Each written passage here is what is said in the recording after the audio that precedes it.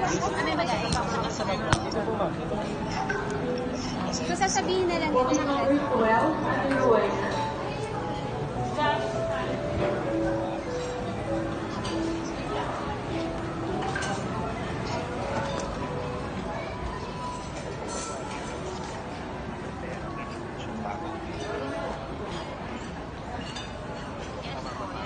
Exact. tama ko lang pinatapos sa base.